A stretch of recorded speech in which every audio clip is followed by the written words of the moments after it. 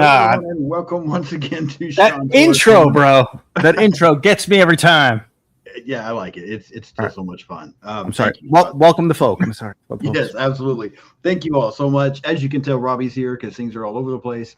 And so, yes, I will welcome Robbie and Kaylee from That Horror Couple. Thank you all so much. What up? Of course. Thank you so much for having us. Sean is looking extra handsome in his shirt today. Yes. I will rep the shirt there real quick. I got my dude, shirt on.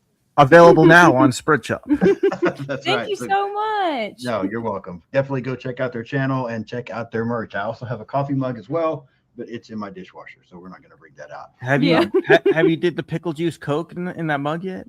Not in the mug because it's not enough. Like I said, the mug is small just for coffee. The pickle juice Coke is in my glass. For a big cup, yeah. That's right. So just do like shots, man. I could do it that way. Yeah, I could do it that way. I'd be having to fill it up a lot though. How's it going? Good. Going well. Good. Going pretty good. Good. What's going on with us? Yeah, what's going on? We're here today to talk H2O. We're excited. Yes. Is that water or oxygen? H2O. Water. It's water, right? Mm-hmm. It's water. Yes. But I don't think it has anything to do with water. I think it's like Halloween 20 years. Mm-hmm. Yes, 20 years later. 20 years later. Before we get into it, what's coming up over at that horror couple? You guys got anything you're working on or new episodes coming out? I'm still editing some videos that we caught up on some streaming movies, like movies we missed in the theater. So Hokum, Undertone, Send Help will be I'm still working on those, getting those out. So those will be like members first, and then they'll drop to our public page. So make sure you're subscribing, hitting the bell, and checking it out. Yes, and we recently saw Psycho Killer the other day, so we're probably gonna talk about that eventually. And Kaylee, for the first time ever, saw Seven. Mm-hmm. Oh wow! Okay, so that's going to be over the weekend. I think that's going to be a members exclusive, only for you members at the cheap price of $2.99. You can see that episode. Yeah, and it's like less than $1 a week, folks. And but so for years I was telling Kaylee I would be hanging out there, and I'm like, "What's in the box?" Every time we got the mail, I'm like, "What's in the box?" And she's like, "No idea what you're." She's like, "What are you doing?" She's like, "What is that?" I didn't know. And I'm like, "It's from Seven." She's like, "I never saw it," and I couldn't tell her anything else because that spoils the freaking end. Yeah. So the other night we were chilling, and she got to see what was in the box. I did. Nice.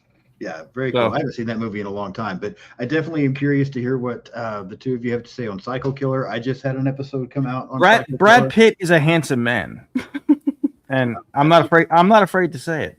I'm glad you're willing to admit that. Yeah. I just watched Under. That guy's like really curious. Oh, I was just talking about Brad Pitt still. Yeah.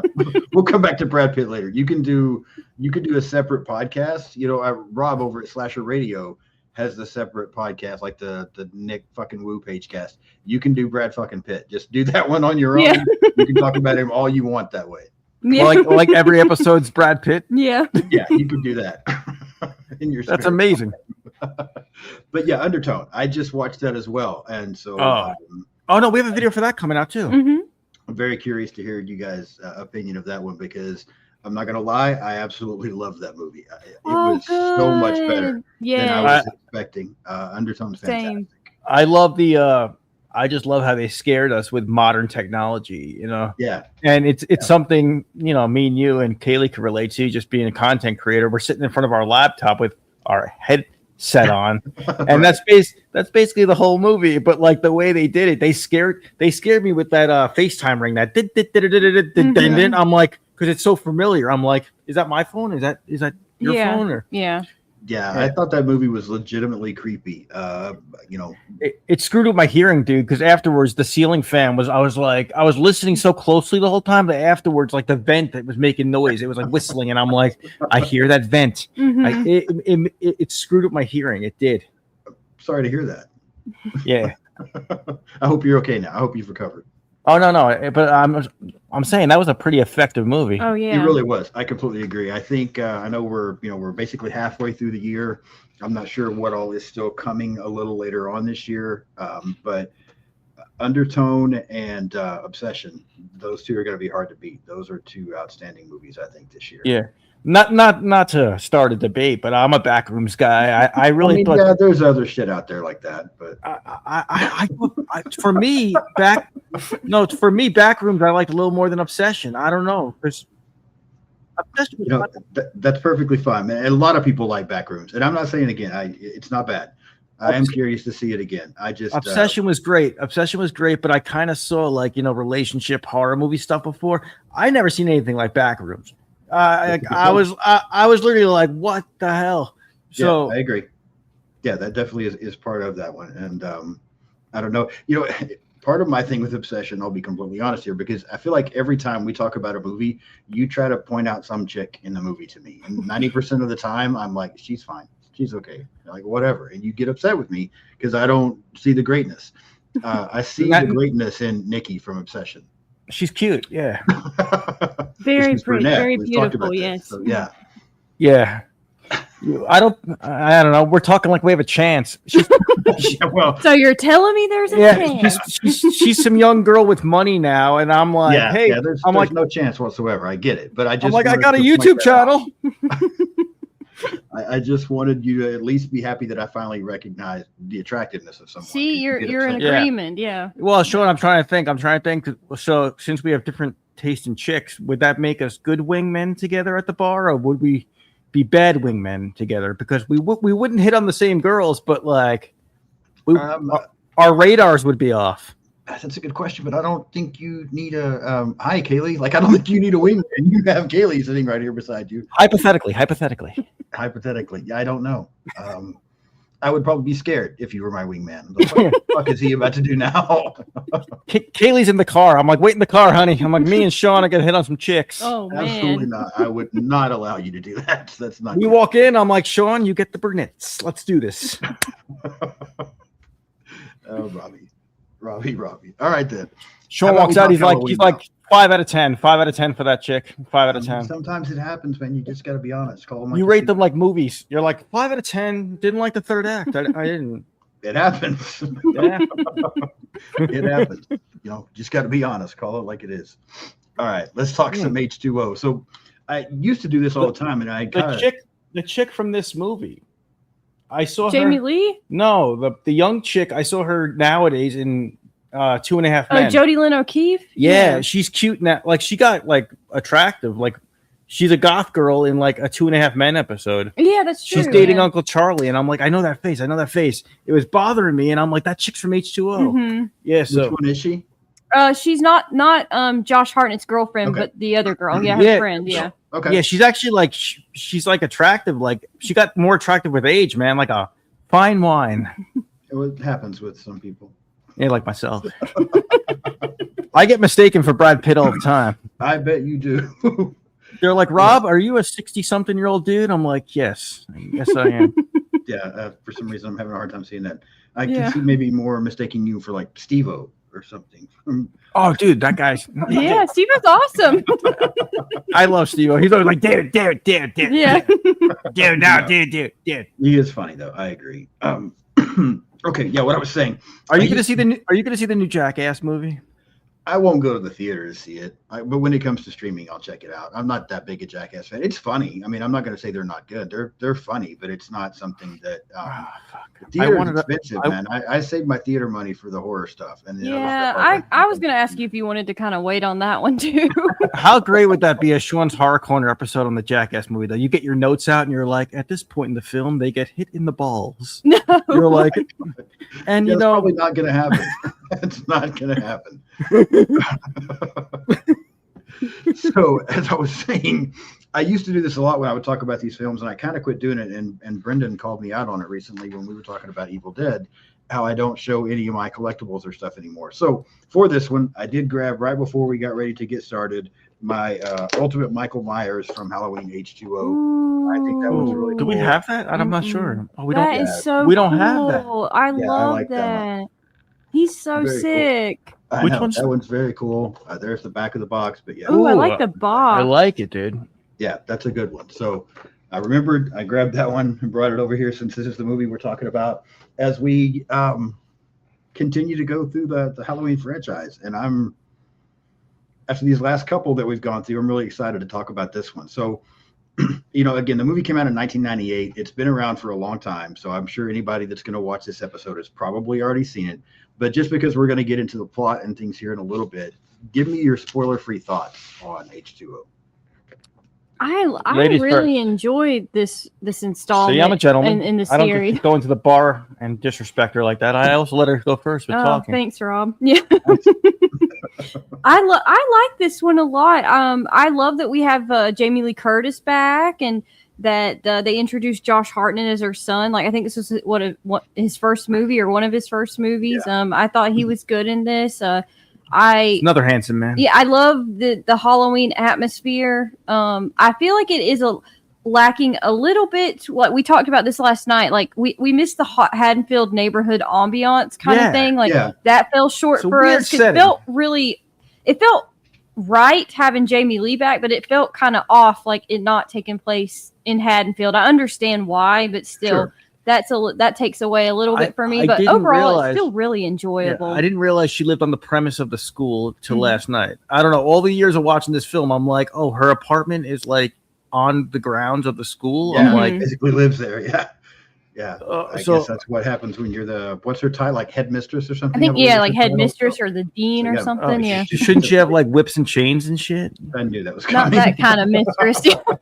Well, I don't. That's a dominatrix. It's not. No, it's also a mistress. I don't know. John, explain this, John. You know this stuff. Yeah, I'm gonna explain this movie. We'll leave that for some. Yeah, I agree. I have a lot of fun with this one as well. I think this is an underrated sequel, but I 100% agree with you. I do miss the Halloween setting's not quite the same, so I do miss Haddonfield and some of those kind of things. But I still think for what this does, it does it really well, and so I'm really looking forward to seeing where. You guys' thoughts on some things through this. But let me just mention a couple of notes real quick, and then we'll get into some things. Halloween H2O, 20 years later.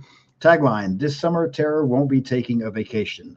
Synopsis for the film: 2 decades after surviving a massacre on October 31st, 1978, former babysitter Laurie Strode finds herself hunted by a persistent knife wielder, Michael Myers. Laurie now lives in Northern California under an assumed name and works as the headmistress of a private school. Carrie Tate.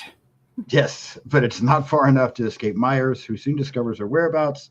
And as Halloween descends upon Laurie's peaceful community, a feeling of dread weighs upon her with good reason. Film released August 5th of 1998, directed by Steve Miner, story by Robert Zappia. Distributor Dimension Films, runtime of 86 minutes, budget of 17 million, box office of 75 million.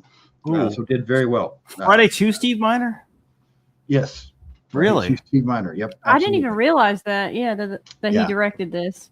Yeah, well, that's cool. I'll just mention a couple of cast members. Of course, Jamie Lee Curtis, Josh Hartnett, Adam Arkin, Chris Durand, LL Cool J, Michelle Williams, and Janet Leigh. Doing it well. Represent Queens. She was raised out in Brooklyn. Thank you for that. We appreciate that. Give me your thoughts on casting characters for this one. I love. Speaking of LL Cool J, I thought he was so great in this movie. You can tell he's a horror fan. He did a good job. Such a good job, and his character is like. He was great. He was great comedic relief. Even like his wife on the phone, their back and forth was great. And Ronnie, don't you get your ass fired? I thought it was hilarious because I read romance books, and to hear him trying to write it was so funny to me. It's rewatching it last night. I was like, that's great. She better not fall for that shit. Yeah. Yeah, he was a standout to me. And I love that they put Janet Leigh with her daughter in this. It was so sweet. The interaction between them when they're standing outside. And it's kind of a repeat of the first movie where she runs into her. Did you notice the psycho car? They got the psycho car. Yeah, the psycho car. And even the after they talk for a minute and she starts walking back to the psycho car, the psycho music is playing. I never noticed that. Okay, so we'll have to go back and listen again. Yeah. Go back and listen, and that's the music from Psycho is playing as she's walking back to the car. So it was very cool, I thought. Robbie, what about you? Cast characters? Yeah, I agree with everything Kaylee just mentioned. It was great to see. I mean, we didn't have Loomis, but I feel like it was great to have Jamie Lee Curtis, obviously. Josh Hartnett, awesome. I cared about him almost as much as like Jamie Lee Curtis. Mm-hmm. Like he was just very likable. Janet Leigh, awesome to see. Even the guy that Jamie Lee was dating, Adam Arkin. Oh yeah, I think, he's like, I'm getting my nipples pierced. That guy was great. His dry humor was awesome. Yeah, he's just like very likable guy. Even the kids, the younger kids that were running from Michael, they didn't annoy me that much. They had funny, like quirky personalities that kind of separated him from Josh Hartnett and his girlfriend. They did a good job with that. I didn't get that. I was watching it last night, and I'm trying to picture myself like 17, and I'm like, they're going camping, and it seems like cool scenery and all that, and they're just like, let's hang out in the basement and eat cafeteria food. I'm like, that sounds like fucking lame. Yeah, I'm like, what are you guys doing? I'm like, I'd almost rather see the sights, like because of the cafeteria food. I agree, but I'm not that big into camping, so I could see me being one of the ones that, if there was just a couple of us wanted to stay behind and do our own thing, I'd be fine with that. But there's got to be something better to do than hang out in the basement and eat cafeteria. Yeah. That part doesn't sound fun. Yeah, their decorations were cool. They improvised like a sign and like a bunch of candles. It was all like romantic and stuff, but it was in like a dingy like basement. They were also playing. They were listening to Creed. I hate that band. I don't hate them. I like them. Okay. With arms wide open. Yeah, I like some of their songs. Yeah. Yeah, I don't really listen to them anymore, but I liked Creed back in the day. I was fine. Yeah, in the 90s. They're just a wannabe Pearl Jam. Oh, they're better than Pearl Jam, man. But, I don't want to get you started up already. We're just barely getting started here, so stay calm. What about, we talked about it doesn't have that same setting, but what about the cinematography for this one? It still was very Halloween-y. The music was very different, but it still had like kind of, it sounded a little.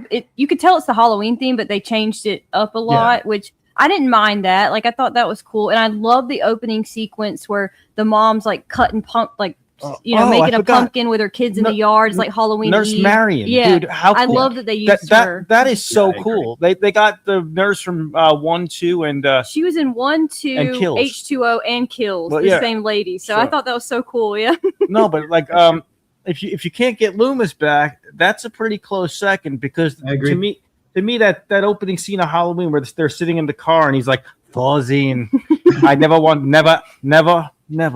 get out. I thought we might make it through this one without the Loomis impression, but it just wouldn't be the same. It wouldn't be the same without it. So that was of course. It's fun to do, and no one seems to like it, but me. I like it. No, it's great. Oh, it's pretty good. I enjoy it. For Halloween, Kaylee put on a cute Michael Myers girl outfit, and I put on a trench coat, and I was Loomis. So we went as Michael and Loomis. But my point is, I wouldn't shut up all day. I'm like Michael all day. I'm like chasing around the house. I can see that. Yeah. I'm like, God damn you. Kaylee's like, yeah, he did. It was true. Yeah. What about this story? Because I agree with what you were saying on cinematography and the score, that kind of thing. This story, I like everything but one part, and I'll get to that later. But what are your thoughts on this story? I like that they kind of, if they had to can like 4, 5, and what is it, like 3, 4, 5, and 6 or whatever. Like I think they did a good job saying she faked her death. Like it makes kind of logical sense that she would go into witness protection and all that. So I don't mind that so much. But I do prefer like the version of her from the Blumhouse ones compared to this version of her. It is like realistic. She is like a functioning like alcoholic. She has a lot of trauma. That's believable. But I think she would be even more like crazy, honestly. So I think they embodied that better in the Blumhouse ones. I knowing what came later, I prefer the later stuff. But for a while, for me, this was like the greatest sequel there was. Mm-hmm. It really was. And if it ended here, I would have been okay with that. I mean, so what was the question? No, you're good. We're talking about the story. Oh, the story. Yeah. No, it makes sense. And the story, there was a Michael Myers comic book that was out for a while. There was like a few issues out, and they showed the auto accident that she was in, and she gave her daughter to Dr. Loomis and said take care of her, and then Dr. Loomis put her in foster care. That happened in the comic book with Jamie. Okay. So so they touched on it in the comic book, but and I noticed last night when I was watching the opening scene where they did the voiceover of Loomis. He's like, I met the 6-year-old boy, and they showed all like the newspaper clippings, and they kind of filled in. They didn't touch on the sequels, but they kind of filled in where Laurie Strode went over the years. And I noticed a blooper. If you want me to, say absolutely. What was it? I'm really picking here. I'm being kind of a dick, but that's okay. I saw her yearbook, and it said class of '78. Now, if she started high school that year, she'd graduate in '79. You're saying 78 was October 78. She would have graduated in May of 79 or June of 79. Yeah, okay. That's a blooper. That's a big blooper. That's fair. Yeah, they weren't thinking that all the way through. So no, but that would have been confusing if they said 79. So keeping everything 78, it checks out more. I understand that. Yeah. And going back to the cast and crew, though, I like LL Cool J. He was taking his role seriously. This wasn't like Redman in Seed of Chucky. This wasn't like Busta Rhymes in and it was like a trend back then in like the late 90s, early 2000s to have rappers in horror movies. That happened a lot. I think it happened in a few Leprechaun films, I think. Yeah. So but I feel like LL Cool J, I watched the special features and he said like I was always a huge Halloween fan. I remember I saw the first one in theaters when I was a little kid. So it seemed to me like he gave a shit. Mm-hmm. Like he was trying. He wasn't like trick or treat, motherfucker. Yeah. No, I agree. Dangertainment. No. Oh, we got to do that next. That's next. Yeah, that will be the next one in this franchise. So yeah, that'll be interesting to talk about. Still better than that Friday remake. Fuck. I agree. I like LL in this. The story. I like the story as well. I do appreciate what they did, and I think I actually prefer this Laurie to the latest trilogy we got. I like her better here, but they're both good. I mean, I like both. I just prefer this one a little bit. The only thing, and I like Josh Hartnett in this movie. I like what they do. I agree. He's very likable. I understand why they just kind of ignored 4, 5, and 6, but I think this would have been better, or what I would like to have seen them do is rather than her have this son named John, I really wish we could have had Danielle Harris back and let her still have her daughter. If we could have brought Jamie back that way and let it be Jamie that's there in the school with her, no, but she's dead.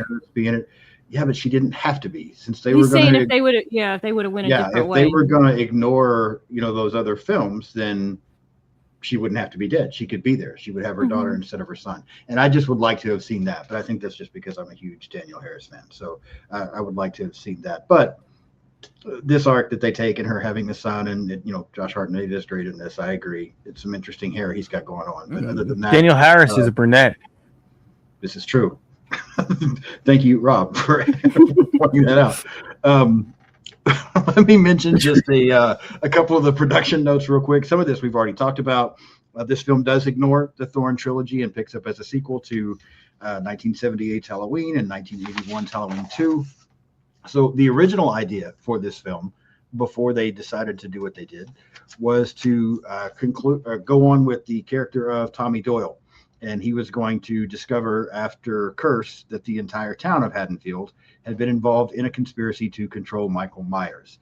The story was going to be compared similar to movies like The Wicker Man, Rosemary's Baby, that kind of thing. I'm so glad they did not. Hell no. Yeah. Hell no. So glad they didn't go that route. Some other fun ideas, though, and I want to get you guys' takes on these. So other early ideas would be that Michael was stalking a women's boarding school, but there was also a copycat killer going on, and it was compared a little bit to like Silence of the Lambs, only you have Michael in more the Hannibal Lecter type situation. Now he's not talking and advising, but he's there doing his thing, and then there would be a copycat killer, just kind of like Buffalo Bill from Silence of the Lambs. I don't know what I would have thought about that. Sounds like Halloween Ends. I was thinking that too. Everybody hated that. Yeah, it does a little bit. But yeah, that was my thought. When I was thinking about it, I'm like, it might be okay, but then Halloween Ends I don't like, so I don't know. Oh, Halloween Ends is a masterpiece. I'm just saying that a lot of people hated it, but I'm one of those lot of people. And well, you're wrong. That's awesome. another script, and this was done by Kevin Williamson. From Scream, yeah. Yes. So he initially planned on keeping all 6 of the previous films and just trying to continue. He was going to pick it up with Laurie faking her death.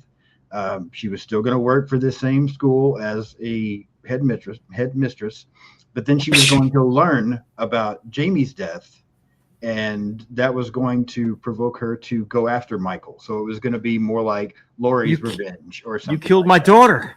Yeah. Well, they kind of did that in H2O though with the Josh Hartnett character. Yeah. It got to the point where Michael was messing with her son, and she's like, Michael! Yeah. With an axe, dude. For this idea, John Carpenter was actually approached to direct the film and said that he would, but the Weinsteins would not pay him what he was asking for. Carpenter was asking, I don't have a figure, but apparently he was asking for a lot more money than what they wanted to pay. And so the whole thing then got scrapped. God damn it, Weinstein. That? I mean, I paid a lot for my John Carpenter autograph. I coughed up the cash. Yeah, this was probably going to cost more than your autograph. Yeah. Yeah. Well, I'm also poor, so I felt it. I felt it. I felt the difference. Yeah.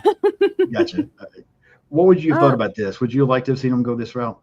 Yeah, anything Michael, I would check out. But I'm glad it would have been interesting. But I'm kind of that's a what if. Though. Yeah, I'm glad they kind of went the direction they did. I agree with you. If they would have kept, if they would have scrapped killing Jamie, I would have been interested to see her having the daughter there instead of the son. Watching that play out, that would have been cool to see.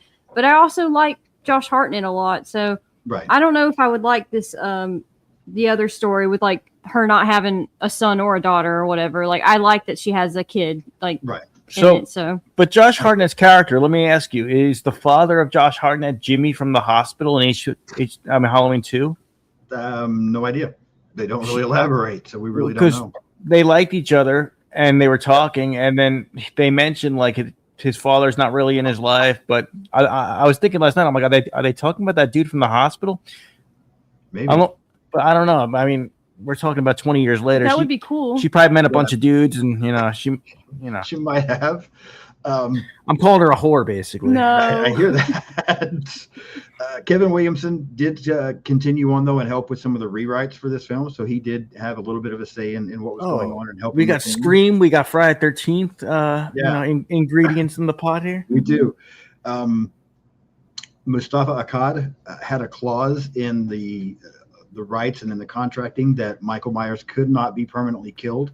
So it was Kevin Williamson who came up with the idea for the paramedic storyline that then would carry on over into the next film, Halloween Resurrection. So that way you under the impression that they plan that half-ass explanation in advance, because I feel like it really seemed to me like the Resurrection people just pulled it out of their ass. They decided to make another movie after this. They're like, what can we do? So in fact, that was the worst thing. That was the worst idea. I was a little bit more into that to just confirm that for you. So Jamie Lee Curtis later stated that she wishes she would not have done this movie.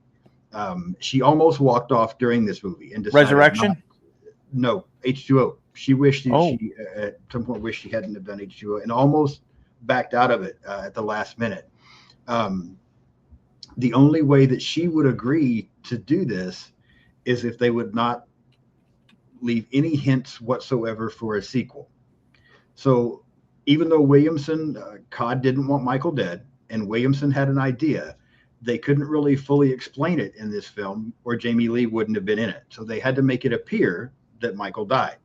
However, as soon as they finished shooting this movie, it's over, we're done. The very next day, they came back and shot the opening scene from Halloween Resurrection, where you see Michael and the paramedic and that all thing happen. So they shot that the day after they finished this movie. So they had Resurrection in mind already. So they lied to Jamie Lee Curtis. Somewhat, yeah. I mean, they didn't hint at it in this movie. They knew they were going to, but they just couldn't drop that hint. So yeah, there was a lot going on there. But yeah, they already had Resurrection in mind. They planned on moving forward. Wow. Did Jamie Lee Curtis sign a deal where she would do 2 pictures, or did they tell her these are just extra shots? So I do think, and I'll be able to research that a little bit more when we get ready to do Resurrection. I mean, because she was done, so she thought everything was finished when they came back and shot this other scene.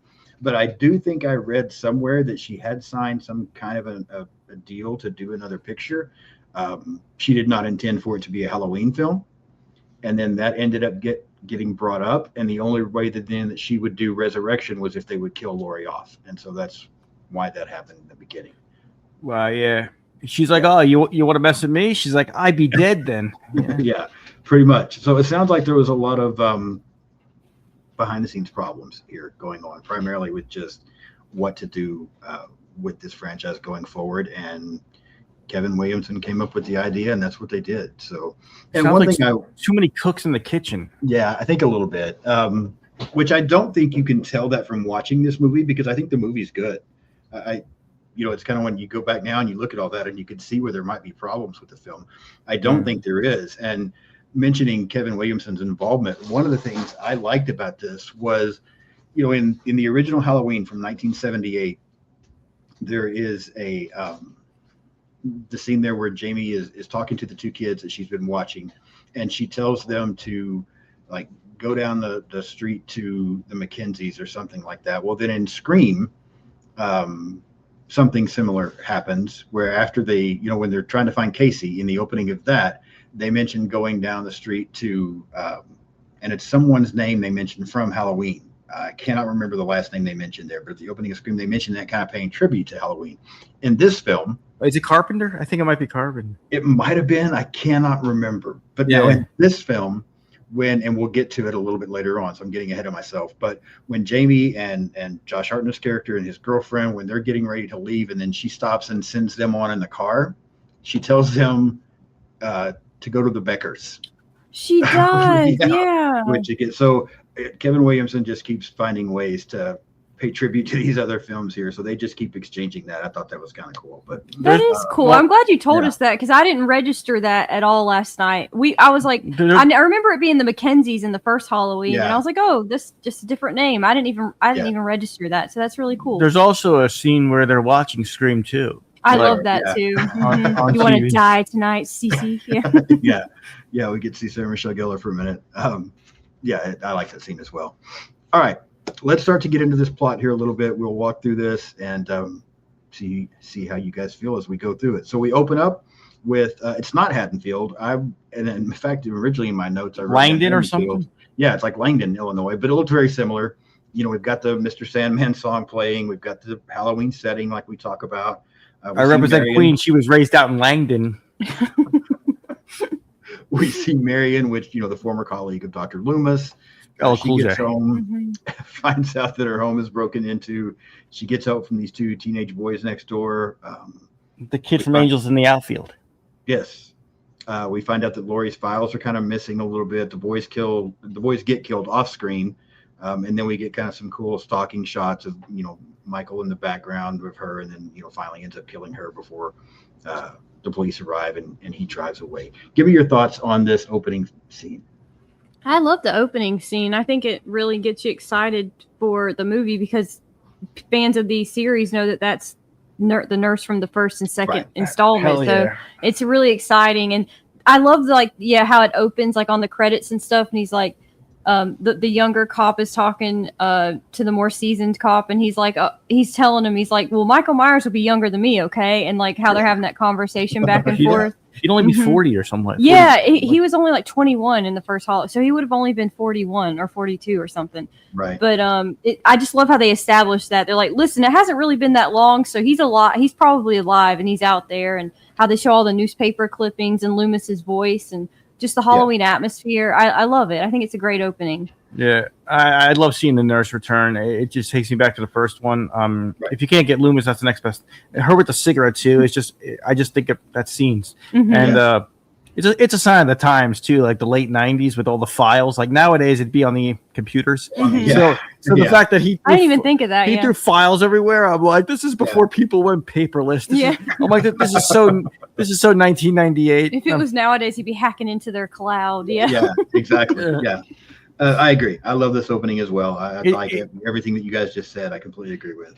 It doesn't waste any time too. I think Michael's body count is like 2 or 3 people almost right away. So and I like the look. Even though the kills happen off screen, we get to see the result of them. And the kid that's sitting there with the ice skate in his face is pretty cool looking. Oh, yeah. No, yeah, that's cool. And I thought Chris Duran, he's not as big as George P. Wilbur. He's less bulky, but I was watching him last night and he kind of resembles Nick Castle. Like that kind of build. He has a similar build, similar body. The only thing about this movie, dude, is they must have used like 27 different masks. I mean, if you look at each cut and scene by scene, the mask keeps changing. Mm-hmm. And I mean, certain ones look good, other ones look horrendous, and I'm just like, dude, why is the mask blue? It makes no sense. And sometimes the mask is just round, and it's like, yeah. It's interesting for sure. I completely agree. I think that was another part of the backstage drama. They kept on arguing over the masks. And because I think there were like several masks, they kept switching in and out. So when they edited it all together, you could tell there's like different masks. Yeah. Yeah, I completely agree. We meet Lori, which we do find out, like you said earlier, her name is Carrie Tate. She wakes up from a nightmare, so she's still obviously, not over everything that's happened to her. We meet her son, John. We find out that Lori works for this Hillcrest Academy. She's having visions of Michael when she's out and about. We get an interesting scene at a rest stop. So the car that Michael's driving has like a flat tire or something, and he's basically hanging out in this rest stop until this woman and her little girl show up. But Michael lets them live. He just wants their car. So he lets them go, moves on. We find out that the students are preparing for this camping trip. I think Michael took the toilet paper just to fuck with them.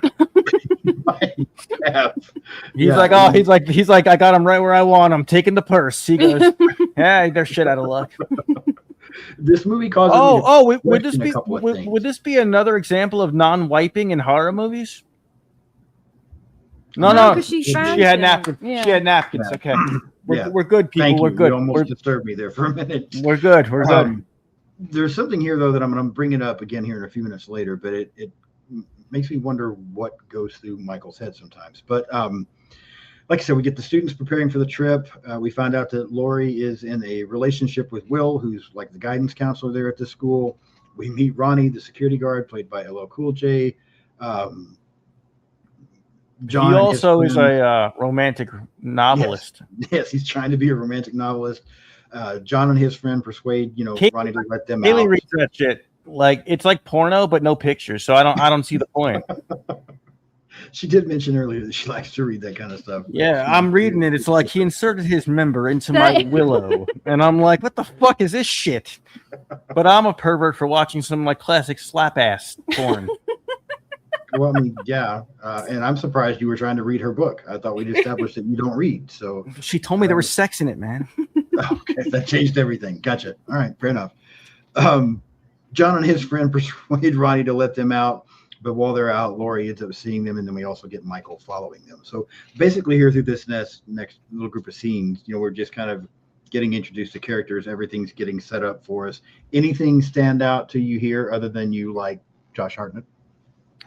I like the lunch scene where she goes to lunch with her boyfriend. I love the town. Reminds me of the town from Halloween 3, like that downtown area they're in. It looks just like that. So it's kind of, they probably weren't even, I don't know if they were thinking that when they filmed it, but as a fan, it just reminds me of that. And they have like the storefront windows are all decorated with like vintage like 90s Halloween like decorations. Running around. Yeah, they got I love that. Little things like that mean so much to me in these movies. Like I love the ambiance. Yeah, there was a cool Halloween 2 shout out when he's like, "Mom, you said you watched him burn." That's straight out of Halloween 2, the hospital scene.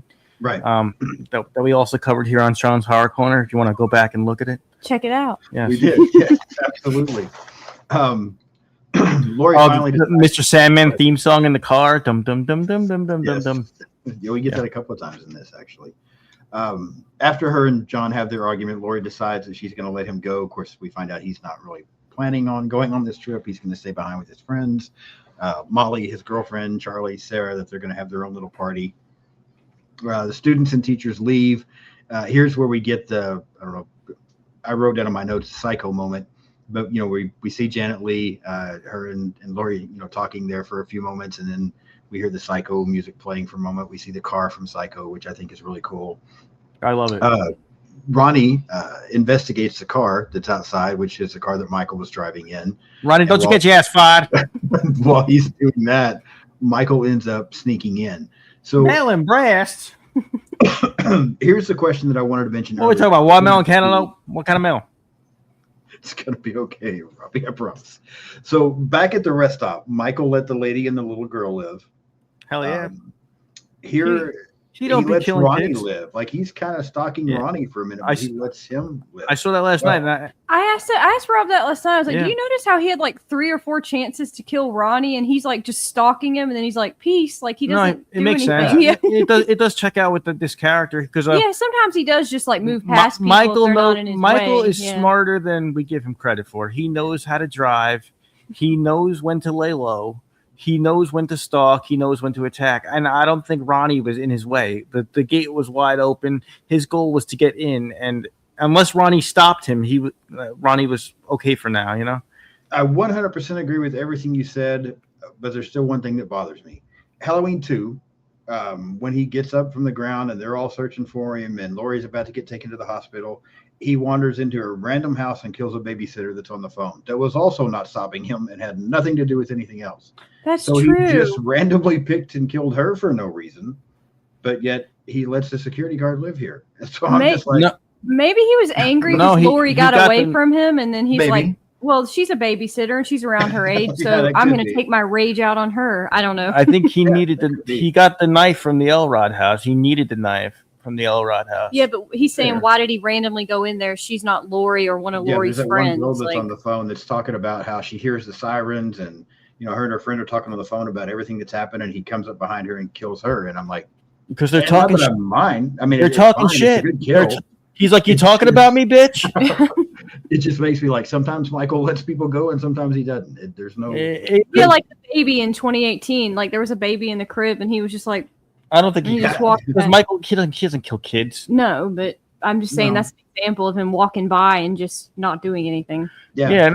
You just never know what Michael's going to do, I guess. That was actually a smart move, though, not to kill Ronnie. Why would you kill Ronnie, have a body in front of the school, and draw attention and have it be a crime scene when you haven't even... The kid... Oh, yeah, the kids didn't leave on their trip yet and all that. I think you're right. Exactly. Yeah, that was the people around, so it could have been... It would have been a dumbass move just to kill Ronnie there and have all the cops swarm the gate. That would have been terrible. So, yeah, it's fair. I mean... He knows what he's doing. He's the master of horror. He's the king of horror, man. Lori, she has. Sean's like, I like Freddy. No, I like Michael better than Freddy. What? No, you're changing your story. When I first met you, you're like, no. He said he was collecting. He said he's a Freddy guy. Starting with Freddy. I was in the process, of collecting Freddy stuff. Mm-hmm. Exactly. And that's why I have more Freddy stuff right now. But going through some of these franchises, I'm realizing that I think Michael and Jason are probably my favorites. But yeah, that's a whole other conversation. You're going to switch to blondes next and be like, I was in the process of banging brunettes. Now I'm switching over. Rob? Oh my Lord. Rob, can you hit that chord again where you go silent for a minute and see what happens? Does that mean you only like half my head? Do you not like this side? I mean, it's not my favorite. It's a split die. It's rad. I'm just messing with you. But, outside, Lori has another vision of Michael. She thinks he's coming towards her, but then it turns out to be Will right there. Kind of startles her. But then after they talk for a minute, then Will sees Michael for just a moment, or he sees him wandering there. So kind of a cool moment there. Lori finally reveals the truth to Will, tells him about her past and what she's gone through. And then in the process of this, she realizes that John is the same age now that she was when Michael attacked her. 17, which causes her to freak out. She tries to call. She realizes the phones are down. She goes to John's room and realizes that he didn't take everything, so he's not on the trip. And so then we kind of get Lori, Will, another and sign of the times, bro. Because I was like, why doesn't she just text him? It just makes no sense. Yeah. And then I'm like, oh, it's 1998. That's why. Yeah, a little different there, a little dated, but it's fun. And like I said, then Lori and Will and Ronnie are going to begin to search for these kids. So we're kind of getting into things now. Everything that's gone on. Any of this stand out to you as far as again, the relationship between Lori and John, Michael getting in the gate, Lori and Will's relationship? Any of this you thought was great or just more set up? I liked Will and Lori's relationship. I I love how he brought a pumpkin over and they like carved it, because when she goes to the fridge, you can see it like lit on the counter. And like I said, I'm a huge like nerd for like any kind of Halloween decorations in these horror movies, and I thought that was awesome. It was a clever way to like talk about her backstory without making it boring. You know, they were also making out with candy corn. That was pretty festive. Yeah, of course. Though, like she's gonna have some trauma. We expect that, and they did it in a way without like going like, well, here's her backstory. They kind of told us in a clever way with keeping the movie going. Makes sense why she would be like attracted to like a counselor. She needs a counselor. Sure, it's kind of like a fat guy marrying a chef.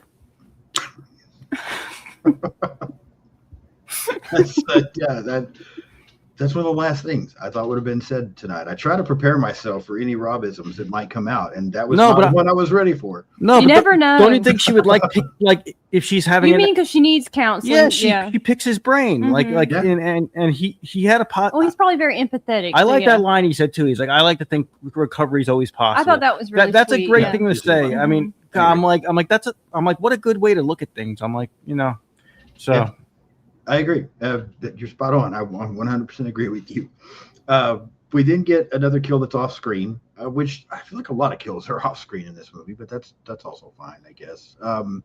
Charlie, I mean, we do get the brief interaction there where, he drops something in the... Oh, that mask looks like ass, dude. That's where the mask looks bad, dude. I don't know what they were thinking. Look great here. And that's not even like, oh, you can't even say like, oh, it's 98. No, that looked like ass back then, too. I mean, like, did you see that mask that they threw on him for that scene when he's really close to Charlie? I'm like, what is that? Is it like that song, I'm Blue, Daba? He looks blue? It looked blue. It had like, it was... I don't know. I'm just like, dude, what the hell? No one on set was like, that's bullshit. You would think there would have been a problem. I agree. I don't know. They were too busy figuring out how to lie to Jamie Lee Curtis. They're like, listen, they're like, we're going to get her ass in Resurrection, okay? She's not really into the hip hop. She doesn't know who Busta Rhymes is, but she's going to be in the movie. Yeah. And they just didn't care about the mask here. No, you're right. It does look bad. I agree. Charlie gets killed. His girlfriend Sarah shows up. We get kind of a little cat and mouse with her and Michael before she gets killed as well. Oh, dude, that scene in the dumbwaiter where her leg broke is rough. Oh, that looks painful. You said that last night. I think that's one of the most brutal kills in the entire series, because the way he chases her down, like stabs her in the leg first, then like her leg is like almost ripped in half by that thing, and then he's just like stabbing her to death. It's like kind of a drawn out like torturous like death. It's kind of horrible. And then when John and Molly find her body, the way she's hanging up there, it looks pretty rough. But he made her into a jack-o'-lantern. He did. It looks good, but it looks rough. We're like really into the film at this point, and like I think the pacing is so damn good here. It was very quick. Like, dude, this movie is like quick as hell, and it's very entertaining all the way through. And then I noticed, like, I was watching it last night, and I'm like, this movie's done in like 20 minutes, and I'm like, it's like, and we still have a lot to look forward to. I'm like, this is pretty cool. I agree. The pacing's outstanding in this movie. I completely agree. It goes very well. We get kind of a little bit of a chase there between Michael after John and Molly, and they're able to get away from him. And then we get one of my favorite scenes of this entire movie is they're stuck inside the gate. Michael's trying to get to them, and then Lori ends up showing up and letting them in. But then she sees Michael for what would have been the first time in 20 years. Dude, that's a legendary scene. Yeah, it's such a great scene. Yeah, I love that. I rewound it last night to watch it twice. He did. He was like, rewind it.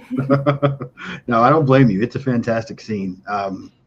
Lori tries to kind of get John and Molly to hide while they figure other things out. Will mistakes Ronnie for Michael, ends up shooting him, and then Will gets killed right after that. That kill we get on screen. A lot of them have been off screen prior to that one, but. Yeah, it's kind of crazy. The counselor character came along for this ride because he's always like he's like, oh, we got to calm down. We got to calm down when he's around, and then you're like, oh, not so safe now. Even he's got to be like, this is some fucked up shit. Like, this is traumatic. Let's get the fuck out of here. But I think a lot of great things happen here. Again, we get some kills off screen, but they look good when you find the bodies. The cat and mouse with Michael and John and Molly, and then of course the classic scene we were talking about. Will's kill is good. This is where, like you said, the pacing is really good, but I think it picks up even more here. This is a lot of fun going on here with this stuff, I think. Oh yeah, and for any fan, I feel like this is a movie for the fans too. Like I agree. Like I said, they could have ended it here, and I would have been happy with it. This is because they brought back it feels like a final chapter. Girl. It feels like a final chapter of this one because we finally got Jamie Lee and Michael facing off again. And it's been 20 years. I'm happy for what I didn't like Resurrection, but I'm happy for what came later because it was cool to see Laurie in her 60s come back and be like, "Don't screw my granddaughter, bitch." Yeah. But at the time, if that's all we got, it was pretty. It delivered. It delivered pretty well. Yeah. Yeah, I agree. Then we get the scene we were briefly talking about earlier, where Laurie, John, and Molly seem to escape. They get in the vehicle. We get some tension there because you think Michael's going to get to them before she's able to get the car started. But then she sends them on, tells them, like I said, to go to the Beckers to try to get help. And she stays behind to confront Michael. And then we what get a badass scene. That is her scene right there. Michael! She gets the that was a really cool scene. Dude, what a badass. I feel like she flipped the script on him for a minute. It was like he was hiding and she was, stalking him. That was the hunter becomes the hunted. Mm-hmm. Yes. That's exactly what happens. And she's totally badass, man. She's got that short hair, that Karen haircut. Like, you don't want to screw with her. Yeah. And she has an axe, and she's just like, Michael! Yeah, she's ready to go. Yeah. And I think the next little bit, the chase and everything we get here is, again, very entertaining. I love that cafeteria scene where she's crawling around under the tables trying to get away from him. She ends up stabbing him with like a flagpole or something there to try to get away, and then she kicks him in the nuts pretty good too. Oh, we noticed that last night. Really, he just kicked him in the balls. Like, yeah. And they zoom it on Michael. He's like, "Oh." Yeah, it got him for a second. Then he was pissed. And then she's able to kind of trick him and ends up, knocking him off the balcony. Again, a lot of fun here, I think, with all of this that's going on. And this is pretty much the end of the movie. That's what I'm saying. This is like very well paced. Yeah. She goes down, and it looks like she's about to stab him again to try to finish him off. And that's where we find out that Ronnie is still alive, even though Will shot him earlier. And, Ronnie kind of... He's going to write a romantic thriller, he said about this. Yeah. Ronnie messed up. He should have let her go ahead and stab Michael a few more times, I guess. But, right. Again, so much fun, very well paced, a lot of good scenes here. And then, yes, we get to the finale. So the police have arrived, the ambulance has arrived. They've got Michael's body in the coroner van, and, Laurie... I like everybody listens to her too. She's like, "Load him in," and they're like, "Yes, ma'am." I'm like, I don't know. She gets a gun. I mean, she does have a gun. That's probably why they're listening a little bit. But they're armed too. I don't get it. They're just like, "Yes, ma'am." I'm like, who would allow this? I mean, she takes off, and again, we've got the tension while she's driving, and we see Michael moving around in the back. He's trying to get through. She slams on the brakes. Michael goes through the windshield, and then, of course, she hits him. Van crashes. Michael's pinned against the tree. I got to jump in here. Sure. Okay. I got it. Based on your... No, not to be annoying this time. But no, it's just based on your notes. You said they had a resurrection plan with the whole security guard angle. That makes no sense when you watch this scene because the guy sits up just like Michael. His mannerisms are exactly like Michael. They didn't even attempt to make his body language different or to make it even like... they didn't even attempt to do something. Maybe they're trying to trick Jamie. That's what I was about to say. Jamie Lee said, if you make any hint whatsoever at a sequel, I'm not doing this. Mm-hmm. So they have to make this look like Michael. Because he sits up like he does in the original movie, like where she's sitting on the door, like on the frame, and he like sits up. Like he does that here. Yeah. She said, if you make a sequel, I'm out of this. She said, if you make it look like there's going to be another one, I'm done. I'm not doing this. That was how they finally got her to agree to this film. Did she put in parentheses until 2018? I guess she changed her mind somewhere down the road. Okay. But yeah, so I really feel like that was the case, even though Kevin Williamson had an idea of what they would do to be able to continue. They couldn't hint at that here. They had to make this look like Michael. So, and then, she approaches him. We have kind of a little bit of a moment there with Laurie and Michael before she chops his head off with the axe. Give me your thoughts on the finale of this one. It's satisfying. It would have been a very satisfying final film, like you said. Yeah, satisfying as if they ended the series here, I would have been fine. I wouldn't be mad. No, like I agree. In a world where, like, I don't know, we got 7 Halloween films, and the final one is Laurie Strode killing Michael. Okay. That's fine. Because we got there anyway. They tried to bring him back again. They kind of, it's weird because this parallels ends in a way because she does the same thing essentially. Yeah. She's doing something to him he can't come back from, Yeah. So like I said, this is just as satisfying as ends to me because even though they totally just they hacked him up in ends, but a nice decapitation, very Friday 13th, and Steve Miner. Very Mrs. Voorhees. Steve Miner is probably watching like, good job. Yeah. Yeah. No, I agree, and I thought about that after I watched this again. Another thing that doesn't make sense though. Okay, it's a security guard. His voice box is crushed, so he can't talk. Rip off your goddamn mask, man. Like your hands are free. I'm sure after being through what he'd been through of having his voice box cut, and then I guess waking up in this body bag, and then now you're pinned up against a tree with a van crashed into you. I'm sure he's probably not thinking real clearly at this point. But yeah, dude, it's fair. It's fair. But let me ask you a question. It doesn't make sense. Like, the hand touching and all that. You think he was just like, I'm a security guard. Reach out, I'm a security guard. Based on our review of Halloween 6, you typically don't give a shit what makes sense. You've just got it. You go with it this way. Because I was telling you what made sense in part 6, and you didn't believe it. Now, why are you so upset about what makes sense? What do you? He's talking about Mrs. No. We still disagree on that. You told me Rob thinks Mrs. Blankenship is a liar. Yeah, Sean's like, I'm taking her word on this. He heard a voice, and I'm like, she's a crazy old lady. I'm like, man. You told me Dr. Wynn has been stalking Michael since '78. Makes no sense. He's in the first movie. Yeah, but he's Dr. briefly in the movie. So you're telling me that like he's been following Michael since birth? It makes no sense. You're wrong. So. No. Too bad Lewis isn't here. We can't ask him. I know we can't. So yeah, that I like this finale as well, and I agree with what you said. Had this been it, I think this would have been a great way to wrap it up. Which actually leads me to another question I have for the two of you. That's still somewhat related to this.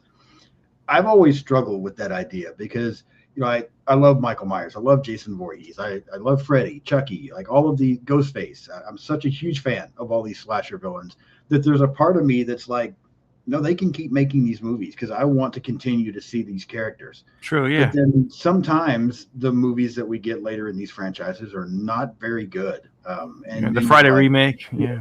They should have stopped back at H20 because that would have been a perfect way to end it. Well, where do you stand on that? Would you like for them to continue these franchises, or do you think there comes a point where you got to shut it down and do something else? No, I think it depends on the way you take it. Like, there's only so many times you can reboot the original story and bring back the same main person and be like, well, this time it's real. You know, like I think it went like I'll say Alien, for example. They did a newer Alien movie like a couple years ago. And the only thing that stayed consistent was the villain, which is the alien, the xenomorph or whatever. And I loved it. I thought it was great. So if they make movies like where it's just like Michael and then he's with new people or whatever that aren't related to Jamie or, you know, Laurie and them, like I think I guess they could kind of like do that, you know, in a way. Same with Chucky. They made a show about him with, you know, a random group of kids, like, you know, and then they bring back the legacy characters or whatever. It just depends on how they execute it, I think. Yeah. This film came out in '98. There was a big gap till Rob Zombie's Halloween. There wasn't a big gap. I guess they made Resurrection, but for a while, this was like the best sequel there was until, you know, the later. I like a lot of the later ones, but like I think.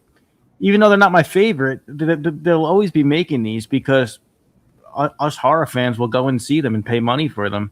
I mean, I'll go and see a new Michael Myers movie knowing it's a piece of crap. I will pay money and see it knowing it sucks because it's Michael Myers. And you know, it doesn't have to be my favorite, but I you know, there's still money to be made. There's a Friday 13th TV show being made right now. You know. There's probably another Scream coming. I'm thinking I just think these movies are very. You think there's always a story to be told? There is because there's always money to be made. Yeah, that's what I was about to say. There's always money to be made, and it's not just money. Parallel to that is the demand from the fans. We want this. So sometimes they come out with a good script. Sometimes they come out with a shitty script. It just depends. And sometimes like I like a movie that you don't like, and vice versa. So it depends on taste, and it depends on how much of a demand there is for another sequel, you know? Yeah, I agree. Sometimes I wonder because like the one I'll use since we were talking about Freddy earlier is, you know, there was a long period of time that went by before they did the the Nightmare remake in 2010. And prior to that remake, I was thinking I'd like to see another Freddy movie. Like, we haven't seen Freddy in a while. It would be really cool if somebody would bring back Nightmare on Elm Street. And then they made that remake in 2010. I'm not a fan of that movie. I don't like that movie at all, actually. And so after seeing it, then I'm like, oh, maybe they should have left Nightmare on Elm Street alone.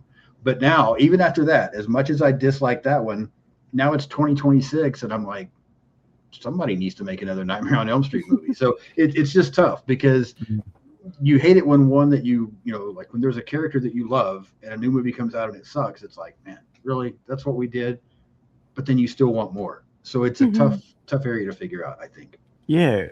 Let's be honest. If there's a movie that's out that's a piece of crap, we're still going to see it. Like a horror movie? Yeah. Yeah, especially if it's a major franchise. I'll still see it. Like, I will. I will still go to the theater to see what it's all about.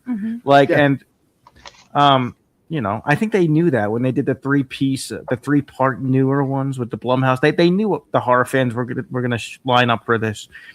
Like, so. And sometimes you get an amazing surprise, like, you know, the Silent Night, Deadly Night film that came out. I went into that with very low expectations, very low. I'm like, yeah, I'm gonna see it because it's a horror movie, but I don't expect this to be that great. I thought it was awesome. I really liked that movie. It was so good. I love Rowan Campbell. I'm such a fan of the original one from the 80s. So, like, right away, I felt it's funny because we feel protective of our favorite films too. So I'm like, what are they going to do to this now? What are they going to do to like my favorite film? I felt like they honored it without stepping on its toes, but made this its own thing. I thought that I really, and of course, most of the time I'm like, the original was better. The original was better. I mean, with this one, I'm not. It's tough. So what I say is it's a good companion piece.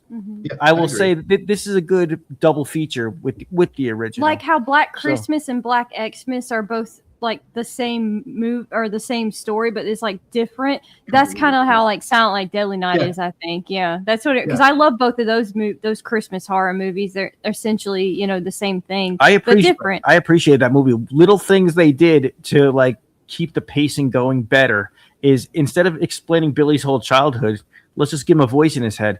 That covered so much. That cut away so much fat like off the steak. Like the voice in the head of the killer telling him what to do is a crazy concept. I feel like that happened with Michael maybe too. Hey, if you ask me, I think Wynn was following him since birth. Mrs. Blankenship said so. Yes, I had to just bring that back up. Well, my theory is that Michael was whacking into a cup for Wynn. Okay. Oh my lord! I'm gonna let you keep that theory to yourself. Yeah, it's a whole other kind of pickle juice. It really is. Oh my lord! Anything else you want to mention about H2O before we try to rate this one? This is definitely one we watch. We love catching on AMC Fear Fest or watching like in October every year. This is some of them we skip in the Halloween series because like Resurrection or 5, you know, sometimes. But this is one of the ones I don't like to skip. This is definitely a every October watch for us. Wouldn't you agree? It's when this came out, it was probably one of the best Laurie Strode performances there was. Yeah. Because I feel like I love the first movie more than anything, but her performance, you could tell she was a little bit shy. It was her first movie. Second movie, very good too, but she wasn't the best actress. This movie, I feel like she fucking brought it, and she really, like, I feel like this is one of the best. She really wanted to honor that character, you know, and I feel like she succeeded. And it was one of my favorite Laurie Strode stories up until 2018, which I just like. My opinion is I just like that character a little better. She's ready to fight a little more. She's a little more. She's more of an alcoholic, and she's a little more traumatized. Right. I like that story, and I like her as a grandparent. I like that story rather than seeing her like, oh, my teenage son, you know, cutting class. I like seeing her as like the cool grandma, you know. Gotcha. Yeah. Fuck college. Fuck college. I agree, and I think it speaks to how good of an actress Jamie Lee Curtis is to know that she didn't even want to do this. Like, she almost quit during this movie, later regretted doing it, but you cannot tell that. You can't tell. She did a great job. Yeah, so it's very impressive. All right, so what would you rank on a scale of 1 to 10 Halloween H2O? At least an 8. I'm trying to think. 8.5. I'm gonna go 8.5 out of 10. 8.5. Yeah. Okay. I mean, I'm trying to think what I give the other ones. This is up there with 1 and 2. I mean, but it's I also like 2018 a lot. Like the fact that it doesn't take place in the neighborhood, kind of. That was weird. It takes a half a point away. Yeah. And that didn't bother me till last night. Yeah. I was like, wait, it's because we love the Blumhouse ones, I think. No, but I was like, she lives on the premise and they're running around the schoolyard like they're like it's prom night. I'm like, this isn't prom night, bro. I'm like, yeah. I guess we would say 8.5 out of 10 for both of them. But I don't want to tear it down just because the location's a little different. I mean, but no, it's still an awesome movie. It's got we're giving it a good score. Yeah, I'm gonna say 8.5. I'm gonna say 8.5 because I want to save room for like the Rob Zombies and the Blumhouses. I think some of those are up there for me, so I want to leave a little bit of room. It's an 8.5. I give the first one a 10. I give the second one like an 8 or an 8.5. This is a good sequel. It's on the level of 2. Put it this way: if you watch the original and you say, Rob, what should I watch next? I would say watch part 2 or throw on H2O. It's not a bad move. Yeah, no, I agree. I'm very close to where y'all are. I mean, every year I watch. Every year, come October, Halloween time, I watch Halloween. I watch Halloween 2. I watch Halloween 4. Sometimes 5, but I always watch this one as well. You could put on AMC. You could put on AMC Fear Fest and watch them all out of order. Yeah, I know, which is so weird, but yeah, I'm right there close to you. I'm going to say 8 out of 10. So okay, what do we say? 8.5? Mm-hmm. Yeah. We agree exactly 8.5. Yeah, you can disagree with me. No, that's what I think. Okay. Yeah, y'all both said 8.5. I'll say 8. It's really good. It's one of the best. One of the best ones in this franchise, I feel like. So, all right, we are all kind of back on track because I think we disagreed a little bit on 5 and 6 there, just a little. But and Backrooms. You were pretty harsh on Backrooms. I didn't like that. It's gonna be okay. I promise. They made Yellow Wall scary. They made it something. It's not a bad movie. Yeah. All right. So, are there still furniture stores, or do people just order stuff online? There's still furniture stores. Yeah. Our couch was delivered. RC Willie though, we got it at the store. Our couch was delivered. You pick it out in the store though, and then they deliver it. We got a kick-ass couch. It's a recliner. I love it, dude. It has a drink holder too. Oh, very good. Yeah, that sounds great. Mine does not, so I'm impressed. Yeah, well, mine's better than yours. It sounds like it. Yeah, I'll give you that one. It helps your back. Yeah. All right. So y'all are gonna come back the next better couch. My Lord have mercy. Kaylee's going to come back next week. I'm not sure about Rob right now. Your couch is lame, bro. I mean, it's a couch, dude. It's a sectional. It's big. It's fine. That's really all I got for it. Jesus Christ. You're going to come back soon and talk about Friday the 13th, 6, and then Halloween Resurrection after that. So a lot of fun stuff planned up for y'all as we keep going through these. We got to agree on Resurrection. Come on. It's no. He's gonna give it a better score than part 6. I know him. We'll talk about it soon. We'll have to rewatch and then you'll have to see. Yeah. Listen, I'll say this. I'm not going to compare it to Resurrection. I'm not going to compare it to 6 or give you any hint on my score. But there are some things about Resurrection that annoy the hell out of me. So there are some things I like, but there's some things that really annoy me as well. So what I like? We'll have to see. Should I save it for the episode? Yeah, save it for the episode. Right. Yeah, it's going to be fun to talk about. But before we get out of here, go ahead and take a minute again to promote your channel. Talk about anything you might have coming up. Could I start? Yeah, go ahead. Hi, I'm Rob.